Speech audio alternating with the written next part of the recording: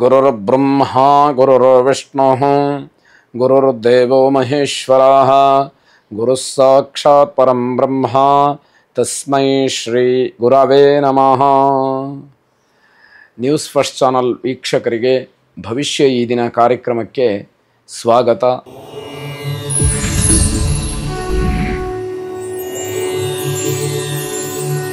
ಇಂದಿನ ಪಂಚಾಂಗ ಶುದ್ಧಿಯನ್ನು ನಾವು ಗಮನಿಸ್ತಾ ಹೋಗೋದಾದರೆ ಶ್ರೀ ಕ್ರೋಧಿನಾಮ ಸಂವತ್ಸರ, ದಕ್ಷಿಣಾಯಣ, ಹಿಮವಂತ ಋತು, ಮಾರ್ಗಶೀರ್ಷ ಮಾಸ, ಕೃಷ್ಣ ಪಕ್ಷ, ಪ್ರತಿಪತ್ತಿಥಿ, ಆರಿದ್ರಾ ನಕ್ಷತ್ರ. ಈ ದಿವಸ ಸೋಮವಾರ ಬೆಳಗ್ಗೆ 7:30ರಿಂದ 9 ಗಂಟೆಯವರೆಗೆ ರಾಹುಕಾಲದ ಪೂರ್ಣ ಪ್ರಮಾಣ.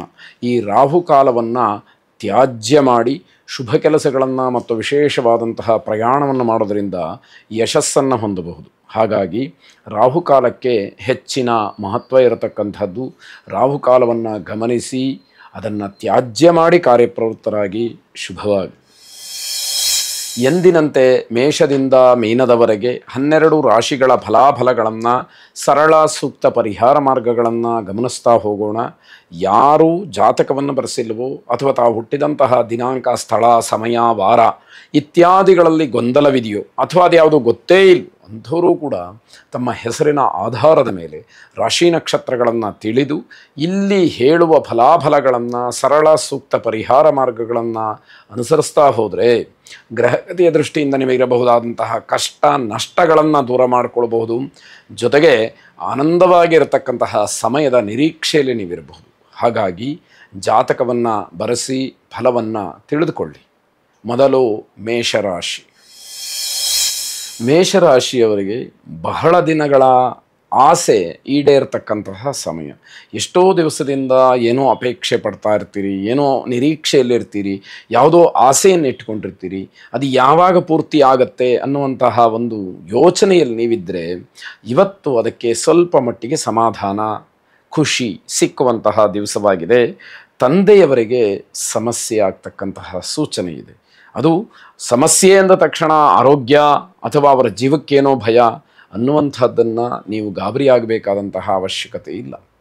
ಅವರಿಗೆ ವ್ಯಾವಹಾರಿಕವಾಗಿಯೋ ಅಥವಾ ಬೇರೆ ಆರ್ಥಿಕವಾಗಿಯೋ ಇಲ್ಲ ಆರೋಗ್ಯದ ದೃಷ್ಟಿಯಿಂದಲೋ ಹೀಗೆ ಯಾವುದಾದ್ರೂ ರೀತಿಯಲ್ಲಿ ಸಮಸ್ಯೆಗಳು ಆಗುವಂಥದ್ದಿರುತ್ತೆ. ಹಿಂದೆ ಮಾಡಿದಂತಹ ಒಳ್ಳೆಯ ಕೆಲಸಗಳಿಂದ ನಿಮಗೆ ಫಲ ಸಿಕ್ಕುತ್ತೆ. ಯಾವತ್ತೋ ಏನೋ ಒಳ್ಳೆಯ ಕೆಲಸ ಮಾಡಿದ್ದೀರಿ, ಯಾರಿಗೋ ಏನೋ ಸಹಾಯ ಮಾಡಿದ್ದೀರಿ, ಅದು ಈ ಸಮಯದಲ್ಲಿ ನಿಮಗೆ ಉಪಕಾರಕ್ಕೆ ಬರ್ತಕ್ಕಂಥದ್ದಾಗತ್ತೆ. ಬೇರೆಯವರು ಅಪಹಾಸ್ಯ ಮಾಡುವುದನ್ನು ತಪ್ಪಿಸಬೇಕು. ಬೇರೆಯವರು ನಿಮ್ಮ ಬಗ್ಗೆ ಇಲ್ಲಸಲ್ಲದ ಮಾತುಗಳನ್ನು ಆಡುವಂಥದ್ದನ್ನು ತಪ್ಪಿಸಬೇಕು. ಟೀಕೆ ಟಿಪ್ಪಣಿಗಳನ್ನು ಮಾಡೋದನ್ನು ತಪ್ಪಿಸಬೇಕು. ಹಾಸ್ಯಾಸ್ಪದವಾಗಿ ಮಾತಾಡೋದನ್ನು ತಪ್ಪಿಸ್ಬೇಕಾಗತ್ತೆ. ಅಂತಹ ಕುಹಕಕ್ಕೆ ನೀವು ಒಳಗಾಗಬಾರ್ದು. ನಿಮ್ಮ ತನವನ್ನು ನೀವು ಕಾಪಾಡಿಕೊಳ್ಬೇಕು ಅನ್ನುವಂಥದ್ದು ಮುಖ್ಯವಾಗುತ್ತೆ. ಇಂದು ಪ್ರಯಾಣವನ್ನು ಯಾವುದೇ ಕಾರಣಕ್ಕೂ ಮಾಡಬೇಡಿ. ಅದು ಕಿವಿ ಮಾತು. ನಿಮಗೆ ತುಂಬ ಅನಿವಾರ್ಯ ಇದೆ, ಬೇರೆ ದಾರಿಯೇ ಇಲ್ಲ ಅನ್ನುವಂಥದ್ದನ್ನು ಬಿಟ್ಟರೆ ಪ್ರಯಾಣ ಅಷ್ಟು ಶುಭವಲ್ಲ. ಮನೆಯಲ್ಲಿ ಮಂಗಳ ಕಾರ್ಯದ ಚಿಂತೆಯನ್ನು ಮಾಡ್ತೀರಿ ನೀವು. ಇಷ್ಟು ದಿವಸ ಆದರೂ ಕೂಡ ಯಾವುದೋ ಒಂದು ಮಂಗಳ ಕಾರ್ಯ ಮನೆಯಲ್ಲಿ ನಡೀತಾ ಇಲ್ವಲ್ಲ ಅನ್ನುವಂತಹ ಚಿಂತೆ ನಿಮಗೆ ತುಂಬ ಕಾಡುತ್ತೆ. ಆ ಚಿಂತೆಯಲ್ಲಿ ಯಾವ ವಿಷಯದಲ್ಲೂ ಕೂಡ ಆಸಕ್ತಿಯನ್ನು ತೋರಿಸಲಿಕ್ಕೆ ಅವಕಾಶಗಳಾಗೋದಿಲ್ಲ. ಕುಲದೇವರನ್ನು ಸರಿಯಾದಂತಹ ರೀತಿಯಲ್ಲಿ ಪ್ರಾರ್ಥನೆ ಮಾಡಿ, ಕುಲದೇವತಾ ಆರಾಧನೆಯನ್ನು ಮಾಡಿ ಶುಭವಾಗಿ. ವೃಷಭ ರಾಶಿ. ನೌಕರಿಯ ಒತ್ತಡದಿಂದ ನಿಮಗೆ ಆರೋಗ್ಯದಲ್ಲಿ ವ್ಯತ್ಯಯಗಳು ಆಗುವಂಥದ್ದಿದೆ. ಕೆಲಸದ ಒತ್ತಡ ನಿಮಗೆ ಒಂದು ರೀತಿಯಲ್ಲಿ ಮಾನಸಿಕವಾಗಿ, ಶಾರೀರಿಕವಾಗಿ ಹಿಂಸೆಯನ್ನು ಕೊಡೋದಕ್ಕೆ ಮುಂದಾಗಿದೆ ಅಂತ ಅರ್ಥ. ರಾಜಕಾರಣಿಗಳನ್ನು ಭೇಟಿಯಾಗೋದಕ್ಕೆ ಅವಕಾಶ ಇರತಕ್ಕಂಥದ್ದು. ಏನೋ ಅನಿರೀಕ್ಷಿತವಾಗಿ ರಾಜಕಾರಣಿಗಳನ್ನು ಭೇಟಿ ಮಾಡೋದಕ್ಕೆ ಈ ದಿವಸ ಸಮಯ ಸಿಕ್ಕತ್ತೆ ಅಂತ ಹೇಳಿ ಅರ್ಥವಾಗುತ್ತೆ.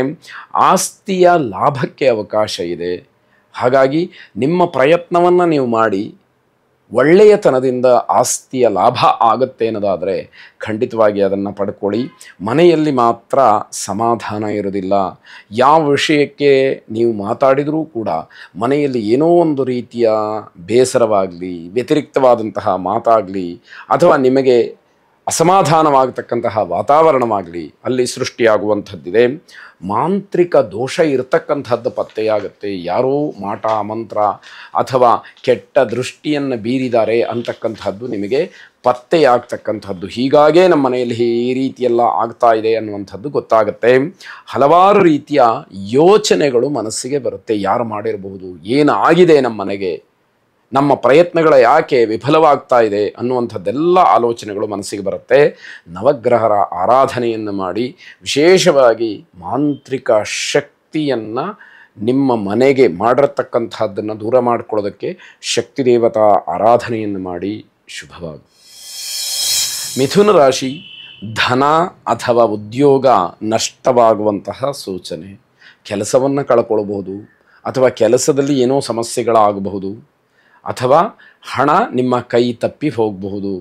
ಹಣವನ್ನು ಕಳವು ಮಾಡಿಕೊಳ್ಳುವಂತಹ ಅಥವಾ ಅಂದರೆ ಹಣವನ್ನು ನೀವು ಕಳ್ಕೊಳ್ಳುವಂತಹ ಸಾಧ್ಯತೆಗಳು ಹೆಚ್ಚಾಗಿರತಕ್ಕಂಥದ್ದು. ಕುಟುಂಬದಲ್ಲಿ ವಾಗ್ವಾದ ಅಂತಕ್ಕಂಥದ್ದು ನಡೆಯುತ್ತೆ.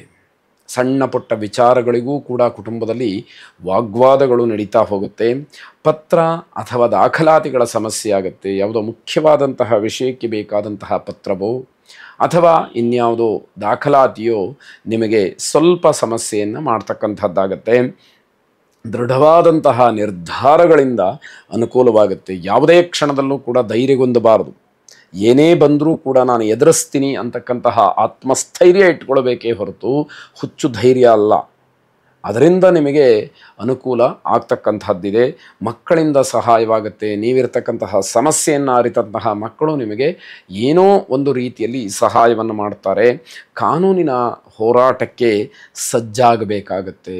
ಯಾಕೆ ಅಂತಂದರೆ ನ್ಯಾಯಸಮ್ಮತವಾಗಿ ನಾನು ಏನನ್ನು ಪಡಿಬೇಕೋ ಅದನ್ನು ಪಡಿಲೇಬೇಕು ಅಂತಕ್ಕಂತಹ ಮಾತು ನಿಮ್ಮದಾಗಿದ್ದರೆ ಕಾನೂನಾತ್ಮಕವಾಗಿಯೇ ಅದನ್ನು ಪಡಿಬೇಕಾಗತ್ತೆ. ಗಣಪತಿಯನ್ನು ಆರಾಧನೆ ಮಾಡಿ ಶುಭವಾಗಿ. ಕರ್ಕಾಟಕ ರಾಶಿ, ಸ್ವಂತ ನಿರ್ಧಾರಕ್ಕೆ ಒಂದಷ್ಟು ಅಡ್ಡಿ ಆಗಬಹುದು. ಅದರಿಂದ ನಿಮ್ಮ ನಿರ್ಧಾರ ಏನಿದೆ ಆ ನಿರ್ಧಾರವನ್ನು ಸರಿಯಾದಂತಹ ರೀತಿಯಲ್ಲಿ ಮಾಡಿ.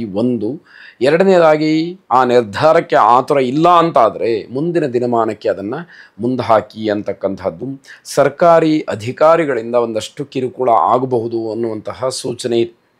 ನಿಮ್ಮ ಕೆಲಸಕ್ಕೆ ಅನುಗುಣವಾಗಿ ಅವೆಲ್ಲವೂ ಕೂಡ ಅವಲಂಬಿತವಾಗಿರುತ್ತೆ. ಧನ ನಷ್ಟವಾಗ್ತಕ್ಕಂಥದ್ದು, ಅದರಿಂದ ಚಿಂತೆ ನಿಮ್ಮನ್ನು ಕಾಡುವಂಥದ್ದಿದೆ. ಕಟ್ಟಡ ಕಾಮಗಾರಿಯ ಕೆಲಸಗಳೇನಾದರೂ ನಡೀತಾ ಇದ್ದರೆ ಅದು ಪರಿಪೂರ್ಣವಾಗ್ತಕ್ಕಂತಹ ಸೂಚನೆ ಇದೆ. ಉದ್ವೇಗಕ್ಕೆ ಯಾವುದೇ ಕಾರಣಕ್ಕೂ ಒಳಗಾಗಬೇಡಿ. ಆ ಉದ್ವೇಗದಿಂದ ನಿಮಗೆ ಏನೂ ಆಗೋದಿಲ್ಲ ಅನ್ನುವಂಥದ್ದು. ಆರ್ಥಿಕವಾಗಿ ಸಬಲರಾಗಿರ್ತೀರಿ. ಹಣಕಾಸಿನ ವಿಚಾರದಲ್ಲಿ ಯಾವ ತೊಂದರೆಗಳು ಕೂಡ ಇರೋದಿಲ್ಲ. ಆದರೆ ಯಾವ ಸಮಸ್ಯೆಯನ್ನು ಕೂಡ ನೀವಾಗೆ ಮಾಡಿಕೊಳ್ಬಾರ್ದು. ಸ್ವಯಂಕೃತ ಅಪರಾಧಗಳನ್ನು ಮಾಡಿಕೊಳ್ಳಿಕ್ಕೆ ಹೋಗಬೇಡಿ. ಈಶ್ವರನ ಆರಾಧನೆಯನ್ನು ಮಾಡಿ, ಈಶ್ವರ ಪ್ರಾರ್ಥನೆಯನ್ನು ಮಾಡಿ ಶುಭವಾಗಿ.